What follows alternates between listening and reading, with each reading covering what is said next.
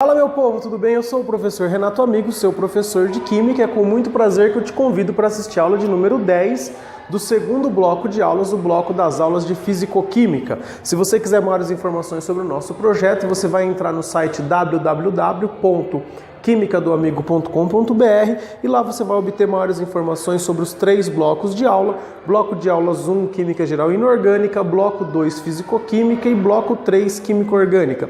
Além disso, no nosso site você encontra uma série de links interessantes com artigos científicos que podem ajudá-lo na resolução de algum trabalho escolar, uma área com orientações de estudos para os vestibulandos e uma área com as listas de exercícios separadas por bloco de aula e por aula. Então você vai lá no meu site, faz o download da lista, tenta resolver na sua casa. Na sequência eu posto uma aula aqui no YouTube com a resolução comentada das listas e desse jeito você aprende Química, tudo bem? Seja muito bem-vindo, muito bem-vinda. Então hoje a gente vai falar um pouquinho sobre diagrama de fases e pressão máxima de vapor. Então até agora a gente estava vendo sobre as soluções, como as soluções se comportavam, como que eu calculava a concentração, o que era uma diluição, quando tinha uma reação entre duas soluções. A gente ficou mais focado aí na parte quantitativa das soluções. Depois a gente passou pela aula de colóides, onde a gente estudou um pouquinho as dispersões, e agora a gente vai introduzir o conceito de propriedades coligativas. Mas antes de falar em propriedades coligativas, a gente precisa entender um pouquinho o que é essa tal de pressão máxima de vapor, e já na esteira disso a gente traz para vocês uma releitura das mudanças de estado físico. Lembra quando a gente viu lá no bloco 1? Quando passa do sólido para o líquido é a fusão, quando passa do líquido para o gasoso é a vaporização. O caminho inverso, do gasoso para o líquido é a liquefação ou condensação, do líquido para o sólido é a solidificação. A gente vai apresentar para vocês agora uma releitura disso. Como que isso pode aparecer de uma maneira um pouco mais complexa aí num vestibular? Pessoal, ela vai aparecer para vocês no que a gente chama de diagrama de fases. O que é um diagrama de fases? Basicamente é um gráfico onde no eixo Y a gente tem as unidades de pressão, a variação de pressão, e no eixo X a gente tem a variação da temperatura. Vamos lembrar que quando a gente fala isso no primeiro ano, a gente dá muito mais ênfase na variação da temperatura. Mas é lógico que se você lembra das aulas, você viu que a gente comentou também que a pressão também é um fator decisivo para a variação, para a mudança de estado.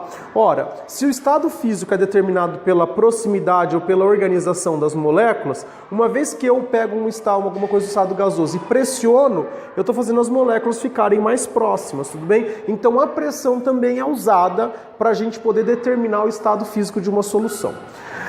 O que é interessante, gente? Interessante é que vocês, ao se depararem com um gráfico desse aqui, vocês não se assustem. Vamos lá, o que eu tenho aqui? Eu tenho um gráfico da água e eu tenho o gráfico aqui, o diagrama de fases do CO2, do dióxido de carbono. Tudo bem mais conhecido como gelo seco. Vamos lá, o que a gente encontra de semelhança e o que a gente encontra de diferença nesses gráficos aqui? É isso que você precisa entender. Vamos lá, o que a gente tem de semelhança? A gente começa aqui no canto esquerdo com o estado sólido, aqui mais próximo aqui do eixo X a gente tem o estado gasoso e aqui a gente tem o estado líquido. Então você vê que a posição dos estados ela é a mesma. Sólido, sólido, gasoso, gasoso, líquido, líquido. E qual é a diferença desses dois gráficos? Você percebe, é lógico que aqui a gente não fez com escala, tá? É mais para você ter uma noção do gráfico. Você percebe que a separação entre o estado sólido e líquido, ele muda de figura nos dois gráficos. Olha aqui, no gráfico da água, essa curva está deslocada aqui para a esquerda, para o lado esquerdo. E aqui ela está deslocada um pouquinho para o lado direito. Vocês já vão entender, esse é um comportamento anômalo da água. Tudo bem? A gente já vai falar sobre ele. Então essa é a diferença. Uma coisa que é muito cobrada no vestibular é a respeito de você identificar as mudanças de estado quando você olha para um diagrama de fases. Pessoal, se eu separar esse diagrama em 3 gráficos, eu teria um gráfico aqui, um gráfico aqui e um outro gráfico aqui. Você concorda que isso aqui é uma sobreposição de 3 gráficos? O que este pedaço aqui está me indicando? Pessoal, todos os pontos, ou seja, todas as condições de temperatura e pressão que estiverem sob essa linha aqui, que eu estou passando meu dedo aqui, ó, todos os pontos que estiverem aqui são os pontos de uma mudança de estado, que é a mudança de estado do estado sólido para o estado gasoso. Então essa curva aqui, todos os pontos aqui vão me indicar condições de temperatura e pressão para que ocorra uma sublimação. Então, em qualquer uma dessas condições que estão aqui, ó, essa temperatura e essa pressão, ou essa temperatura e essa pressão, a substância, no caso a água, está sofrendo uma sublimação. Ou seja, em todos os pontos dessa curva coexistem os estados sólido e gasoso.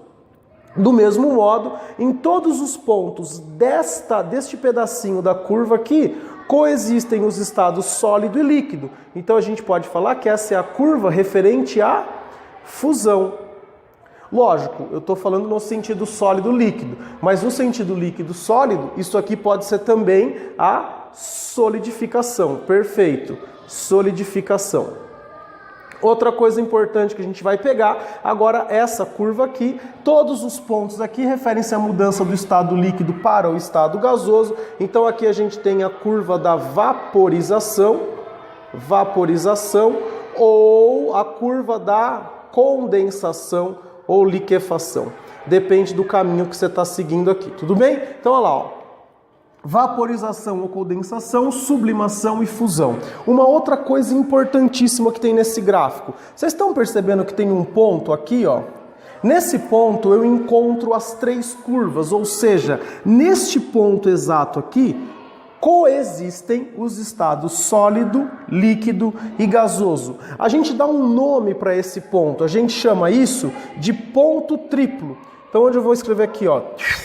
Vou fazer aqui, ó, o ponto triplo da água. É uma condição de temperatura e pressão na qual coexistem os estados sólido, líquido e gasoso. No caso da água, a pressão é de 0,06 atmosferas e a temperatura é de 0,01 graus Celsius. Então, olha lá, qual é a condição de temperatura e pressão para que coexistam os três estados físicos da água?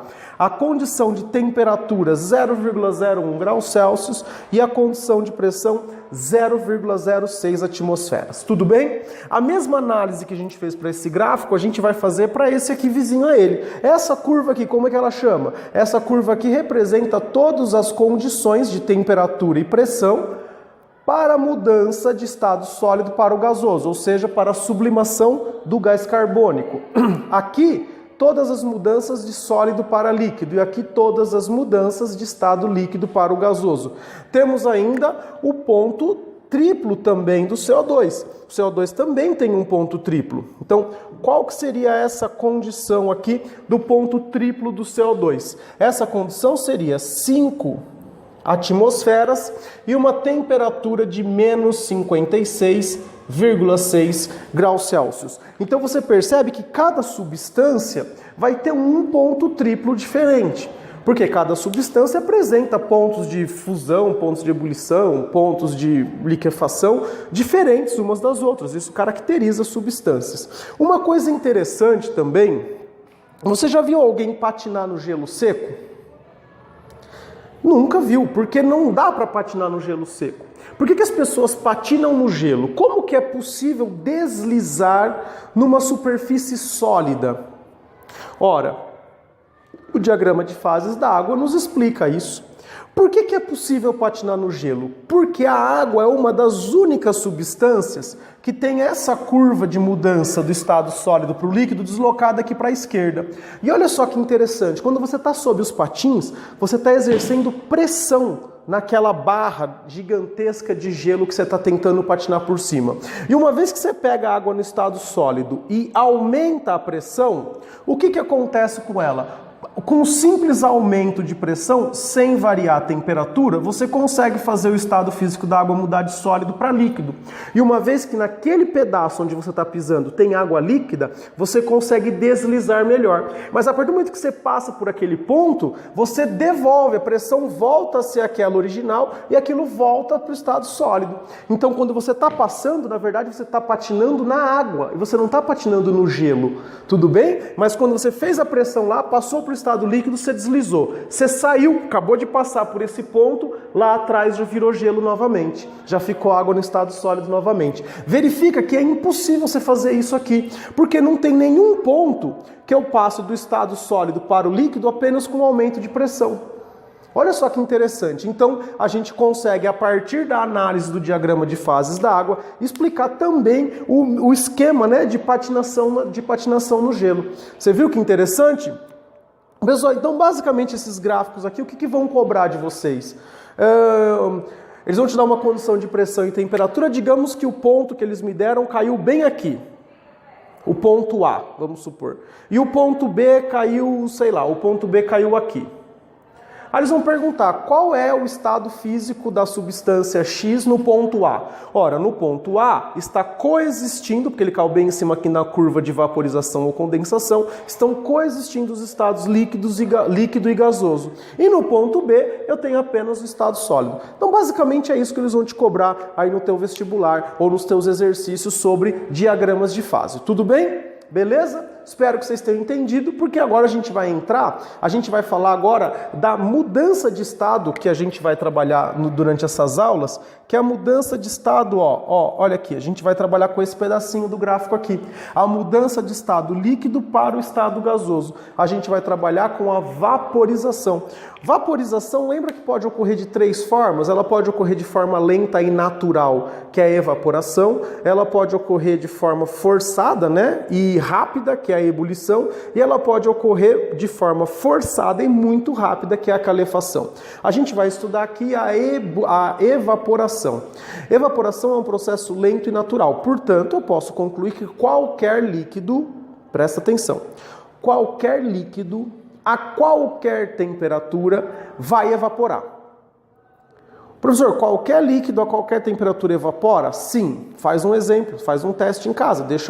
Joga um pouquinho de água em cima da pia, né? Joga um pouquinho de álcool em cima da pia, joga um pouquinho de acetona em cima da pia e espera aquilo acontecer, espera aquele fenômeno acontecer. O que vai acontecer? Aquilo vai secar. Ah, professor, mas a acetona seca mais rápido? Sim. É porque o vapor, ou seja, a volatilidade de cada substância é diferente, difere de uma para outra. Mas o fato é que todas irão evaporar. Por isso que a gente estuda a pressão destes vapores formados. Antes de falar na pressão do vapor, a gente vai fazer uma experiência aqui, mais uma experiência mental do que qualquer coisa. Eu tenho 3 líquidos, água, etanol e acetona, à mesma temperatura.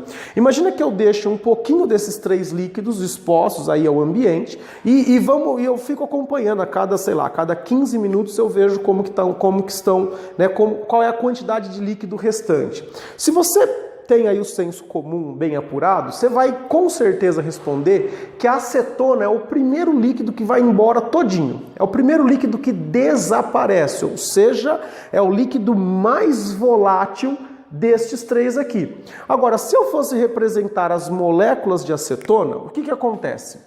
Essa molécula de acetona aqui, ela teria força suficiente para passar para o estado gasoso, assim como essa molécula aqui, assim como essa. E eu vou representar aqui uma série de moléculas de acetona passando aqui para o estado gasoso. Por quê? Porque essa é uma substância muito volátil. Então, à medida que vai passando o tempo, esse volume vai diminuindo de forma muito rápida, até o momento em que não sobre mais nada de acetona no meu frasco. Quando eu faço isso com o etanol, se você já reparou nos processos de limpeza, você vai limpar lá um móvel, alguma coisa, a gente usa um pouco água com um pouco de etanol. Por quê? Quando você passa o solvente, né, que no caso aí é o etanol, você vê que ele evapora muito rapidamente. Não tão rápido quanto a acetona. Então, se eu fosse representar isso aqui para o etanol, eu representaria menos setinhas. mas de qualquer forma ainda representaria uma quantidade, aí, vamos dizer, considerável de moléculas de etanol, passando para o estado gasoso, só que essa diminuição de volume ela ia demorar um pouquinho mais para ocorrer, né? Ela ia acontecer em mais etapas, vamos chamar assim, né? Enquanto aqui eu vim 3 vezes olhar, acabou. Aqui eu tive que vir mais vezes olhar, uma vez que eu estou olhando a cada 15 minutos, lembra? Agora aqui, se fosse para água, para água, olha aqui, ia demorar um tempão. Por quê? Porque a água não evapora, não vaporiza com a mesma facilidade das outras substâncias. Então, você ia perceber que cada vez que você ia vir aqui, ó, o volume ia estar diminuindo bem devagarzinho, ó, bem pouquinho ia estar diminuindo, ó, ia estar diminuindo bem pouquinho aqui, ó, ia diminuir você ia ter que vir muitas vezes aqui para conferir a água. O que a gente pode concluir a partir desse experimento? A gente pode concluir que o vapor da substância, né, que o vapor, né, a passagem do estado líquido para o gasoso de forma espontânea, ela depende de cada substância. Então esse é o primeiro fator que impacta na pressão máxima de vapor de um líquido. É o próprio líquido. Então o exercício tem que te dar informação de qual líquido você está trabalhando. Por quê? Porque cada líquido tem uma pressão de vapor diferente. A gente constata isso com este experimento aqui. Tudo bem? Agora a gente vai fazer um experimento de número 2 aqui. Agora vocês estão percebendo que eu estou com a mesma substância. Só que eu vou usar a mesma substância em temperaturas diferentes. Você já fez essa experiência em casa? O professor nunca fez experiência em casa. Não, fez sim. Quando você vai secar uma roupa, coloca uma toalha sua no varal. Tudo bem? Se está um dia frio, né, a temperatura externa está baixa, você concorda que você colocou lá a sua toalhinha para secar no varal? Você colocou, sei lá, você tomou banho às 7 horas da manhã para ir trabalhar, para estudar, enfim. Se você voltar lá às 10 horas da manhã, a toalha ainda vai estar úmida. Mas se você voltar às 10 horas da noite, ela já vai estar seca. Então você percebe que teve evaporação. O problema é que essa evaporação ela é muito lenta com temperaturas baixas. Agora faz a mesma coisa num dia de verão. Coloca lá, 7 horas da manhã o negócio para secar. Quando for 9 horas da manhã, se a temperatura está alta, você põe a mão na toalha, já está sequinha. Por quê? Porque a temperatura é outro fator que influencia na pressão de vapor de um líquido. Vamos supor que a água aqui ela esteja, sei lá, a 20 graus Celsius, que é a temperatura desse experimento aqui, ó. Esse experimento, todinho ele foi feito a 20 graus Celsius. A 20 graus Celsius a gente reparou que tem aí um tantinho de água que está evaporando, né? Uma evaporação lenta, mas tem. Agora imagina que você pegue essa temperatura e aumente ela. Agora a gente vai colocar aqui 40 graus Celsius, deu esquentadinha na água. O que vai acontecer então? Você percebe que essa vaporização, ou seja, que essa evaporação, ela aumenta. Concorda ou não? Ela aumenta, porque se a temperatura aumentou, mais energia você forneceu para a substância e mais moléculas têm condição de passar do estado líquido para o estado gasoso. Tudo bem? Então esses são os dois fatores que influenciam no vapor, na vaporização de uma substância. A própria substância e a temperatura que a gente está trabalhando com essa substância. Beleza? Agora na próxima aula a gente vai efetivamente entrar na definição de pressão máxima de vapor e a gente vai redefinir o conceito de ponto de ebulição. Aguarda um momentinho aí. Fala galera, voltamos aqui agora com uma lousa nova, onde a gente vai trabalhar o conceito de pressão máxima do vapor. Vamos imaginar aqui uma situação onde eu tenha água, tá? Numa temperatura qualquer, sei lá, 25 graus Celsius, e eu coloque uma tampa sobre um recipiente com água, tudo bem? Aí eu criei um vácuo aqui, tudo bem? Aí tampei. O que vai acontecer com essa água que está dentro do meu recipiente aqui? As moléculas de água vão começar, algumas delas vão começar a vaporizar, tudo bem? Vão começar a passar aí para o estado gasoso, tá? Aí passou 10 minutinhos, eu verifico que mais moléculas, né, passaram lá para o estado gasoso, tudo bem? Aqui vamos representar aqui 5 moléculas. E quando essas moléculas passam para o estado gasoso, elas não ficam paradinhas, né? Elas começam a se movimentar, elas começam a se chocar contra as paredes do recipiente. E uma vez que eu tenho choque, por unidade de área, né? Eu tenho força por unidade de área, eu tenho uma certa pressão sendo exercida nesse recipiente. Então você vê que aqui a pressão é baixa, passa 10 minutinhos aqui eu tenho já uma pressão um pouco maior e depois eu volto aqui depois de 30 minutinhos e verifico o que está acontecendo aqui. Vamos ver se você consegue enxergar o que eu estou tentando demonstrar aqui. Quantas setinhas eu fiz aqui? Ó? Aqui eu fiz 5 setinhas, né? E aqui tem quantas setinhas? Aqui também tem 5 setinhas. O que isso está me indicando? Que mesmo passando um grande intervalo de tempo, a quantidade de moléculas no estado gasoso continuaram as mesmas. O detalhe é que não são as mesmas moléculas, tudo bem? O que acontece aqui? Tem um certo limite. As moléculas vão escapando para o estado gasoso e vão exercendo pressão contra as paredes do recipiente, mas você imagina que no começo eu só tenho moléculas saindo, as moléculas estão todas saindo. Chega uma hora que eu saturo aquele ar, isso depende da substância, né? E depende também da temperatura. Então, para a água eu tenho um número X de moléculas aqui no estado gasoso. A gente viu na lousa anterior, para acetona eu teria um número muito maior. Só que ia chegar uma hora que também com a acetona eu também ia saturar isso aqui, tudo bem? Então depende do líquido. Outra coisa que depende da temperatura. À medida que eu esquentar, eu vou ter mais moléculas exercendo pressão, até o ponto de repente eu romper essa tampa que eu coloquei aqui, tudo bem? Se eu aumento muito a pressão, pode ser que isso aqui se rompa, tudo bem? Mas se você reparar, vai chegar uma hora em que eu não vou ter um aumento mais da pressão, porque chega num limite. Esse limite a gente chama de pressão máxima do vapor. No caso da água a 20 graus Celsius,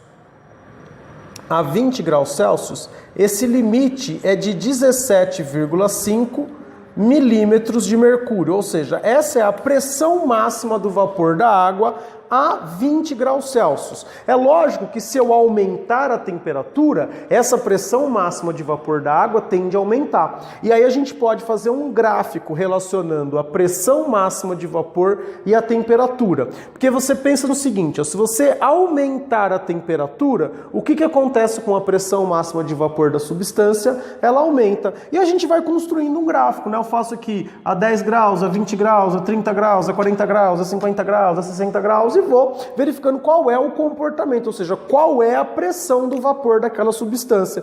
Construo um gráfico. Este gráfico aqui é um pedaço daquele gráfico que a gente tinha mostrado do diagrama de fases. Lembra que eu falei que eu ia trabalhar aquele pedacinho do diagrama de fases? Então, ele está aqui. Agora a gente vai estudar o quê? Qual é o comportamento da pressão máxima de vapor de um líquido versus a temperatura. Olha o que está acontecendo com a pressão máxima de vapor do líquido, ela está aumentando. Então, isso aqui está me indicando que quanto maior for a temperatura, maior será a pressão máxima de vapor de uma substância. Tudo bem? Então, ela é um gráfico de pressão versus temperatura, onde eu estou mostrando para vocês que ao aumentar a temperatura, aumenta também a pressão de vapor. E olha só que interessante, essa não era a curva de vaporização, ou seja, de ebulição, quando uma substância passava do estado líquido para o estado gasoso? Então, qualquer ponto do gráfico que você encontrar, por exemplo, né, esse ponto que eu estou colocando meu dedo aqui, ó, esse ponto A aqui. Nesse ponto A, a substância está no estado gasoso. Aqui no ponto B, a substância está no estado líquido. E aqui no ponto sobre a curva, ela está mudando de estado, passando do estado líquido para o gasoso. Ou seja, nesse ponto aqui, a substância está sofrendo a ebulição. E a ebulição tem a ver sim com a pressão. E aí a gente trabalha, redefine o conceito de ebulição. Pessoal, quando que um líquido entra em ebulição? Um líquido entra em ebulição quando a pressão máxima de vapor do líquido, né, da substância, ela se iguala à pressão da atmosfera. Essa é a definição correta de ponto de ebulição. Quando a pressão máxima de vapor do líquido se iguala à pressão atmosférica. E como a gente faz para a pressão máxima de vapor de um líquido, que é característica desse líquido, se igualar à pressão atmosférica? Ora, aumentando a temperatura, porque se eu aumento a temperatura, eu aumento a pressão de vapor de um líquido. Quando esta temperatura, quando essa pressão se iguala à pressão atmosférica, o líquido entra em ebulição. Quer um exemplo? Aqui eu coloquei 3 situações diferentes. Eu coloquei um potezinho com água ao nível do mar, um potezinho com água em Campos do Jordão e um potezinho com água ali no pico do Everest. Tudo bem? O que acontece? Eu quero analisar qual é a pressão que a atmosfera exerce sobre esses 3 recipientes. Aqui eu desenhei, fiz uma linha representando a atmosfera, então o que muda é a nossa altitude, a atmosfera fica lá no mesmo lugar, ela não muda de lugar, mas a gente muda, não é? Então o que acontece aqui, ó? Você pensa no seguinte, ó, a pressão que a atmosfera exerce aqui, ao nível do mar, ela é uma, concorda? Essa coluna de ar aqui está exercendo uma certa pressão. Aqui em Campos do Jordão, a pressão que a atmosfera exerce é diferente. E aqui no pico do Everest, aqui no Monte Everest, a pressão que é exercida é diferente. Como que você vai fazer uma analogia? Imagina que você está numa piscina e aqui é a superfície.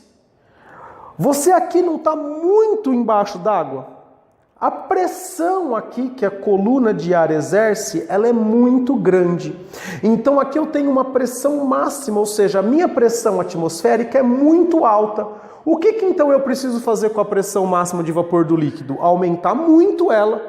Por isso que a temperatura de ebulição da água ao nível do mar é 100 graus Celsius.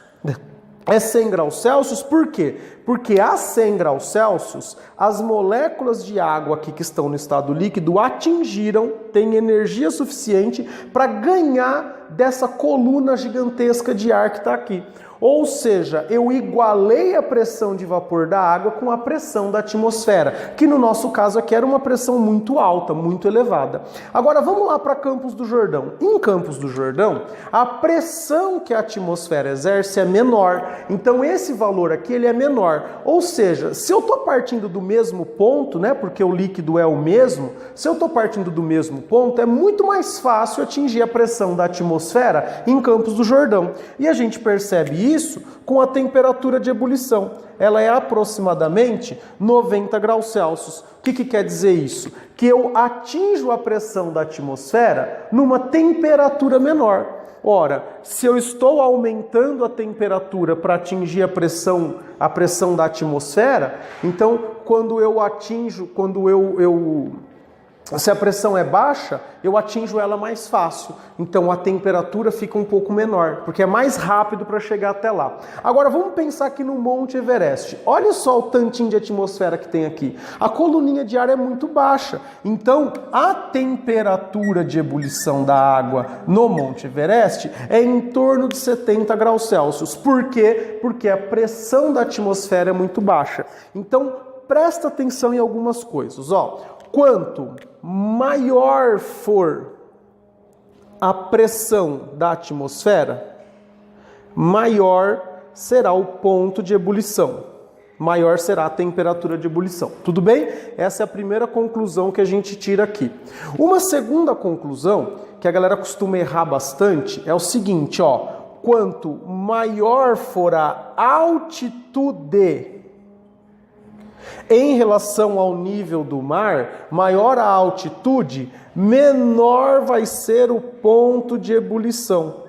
Tudo bem? Maior a altitude, menor o ponto de ebulição. Ora, por quê? Porque aqui eu estou ao nível do mar, aqui a minha altitude é maior, né, em relação ao nível do mar. Então a pressão da atmosfera é menor. Olha aqui, aumentou mais ainda, a pressão diminuiu. Tudo bem? E a gente pode dizer também que quanto maior a pressão da atmosfera, menor será a altitude da minha amostra. Tudo bem? Então essas são as relações aí que você tem que anotar com bastante carinho, tem que lembrar delas. Eu prefiro que vocês não fiquem decorando isso aqui, tenta entender esse processo aqui. Tudo bem? Você vai pensar sempre no seguinte, a água está partindo com o mesmo valor de pressão máxima de vapor aqui, aqui e aqui. Eu tenho que aumentar essa pressão de vapor para atingir a pressão da atmosfera. Só que aqui é muito difícil de atingir, porque a pressão da atmosfera é muito alta. Aqui já é um nível intermediário e aqui é um nível bem baixinho. Aqui é muito fácil de atingir. Tudo bem? Se o exercício te cobrar, pedir para você relacionar altitude e pressão atmosférica, quanto você está maior a sua altitude, mais pertinho da atmosfera você está, menor vai ser a pressão atmosférica. Tudo bem? Quanto menor a altitude, mais para baixo você foi da piscina, maior vai ser a pressão da atmosfera. Tudo bem? Pessoal, então agora a gente vai voltar aqui, vai colocar na última lousa só aqueles 3 líquidos iniciais, água, acetona e etanol, para a gente poder comparar a pressão de vapor desses líquidos, tá? Aguenta um pouquinho aí.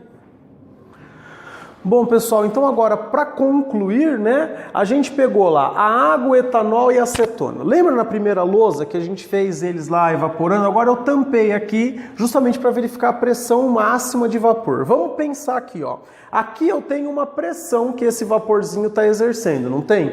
Aqui o que vocês acham? A pressão é maior ou menor? Se eu for comparar. Quem tem maior pressão? Olha ó, entre água e etanol. Ó, como aqui tem mais moléculas no estado gasoso, a pressão é maior. E aqui, maior ainda. Então, se eu for comparar a pressão de vapor, eu vou dizer que a pressão de vapor da água é menor que a do etanol, que é menor que a da acetona. Só para você ter uma ideia, os números, né, a 20 graus Celsius, aqui, ó, aqui é 17,5 milímetros de mercúrio, aqui para o etanol, 44 milímetros de mercúrio e aqui para a acetona 185 milímetros de mercúrio. Realmente tem razão. O que a gente diz? A gente diz que a acetona é a substância mais volátil dessas 3. Tudo bem? Por que ela é a mais volátil? Porque a pressão máxima de vapor dela é alta. Agora, se a gente for comparar pontos de ebulição, o que acontece? Imagina que eu estou querendo chegar aos 760 milímetros de mercúrio, que é a pressão ao nível do mar. Então, eu tenho que chegar até 760. Você vai imaginar que essas 3 substâncias estão fazendo uma corrida, tá? Elas estão fazendo uma corrida. E a pressão de vapor da substância é o ponto inicial da corrida. Olha só, a acetona, ela já está indo lá na frente, ela já começa muito na frente em comparação com o etanol e em comparação com a água. Então, o que eu posso falar? Para a acetona atingir os 760 é muito mais fácil do que para o etanol, que é mais fácil ainda do que o da água. Então, eu posso dizer que o ponto de ebulição da água, ele é o maior dessas 3 substâncias. E depois eu posso falar também que o do etanol é maior que o da acetona. Beleza? O ponto de ebulição da água é 100 graus Celsius, o ponto de ebulição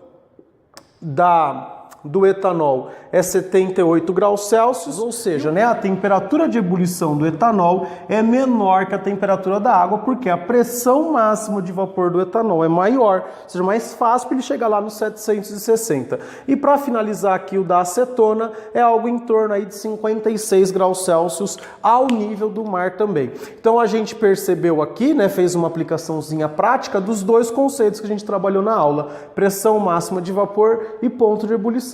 Com isso, infelizmente, essa aula chega ao final. Eu agradeço demais aí a sua presença. Se você achou essa aula boa, você, por favor, curta a aula, dê uma curtida. Se você achou que foi interessante para você, por favor, compartilhe com seus amigos nas suas redes sociais. O canal agradece, o canal cresce, o professor fica mais contente. Se você tiver alguma dúvida, sugestão, crítica ou elogio, por favor, deixe o comentário aqui no YouTube ou envie um e-mail para mim, dúvidas@quimicadoamigo.com.br, contato@quimicadoamigo.com.br. Muito obrigado a você. E o que eu tenho a dizer agora é beijo, tchau.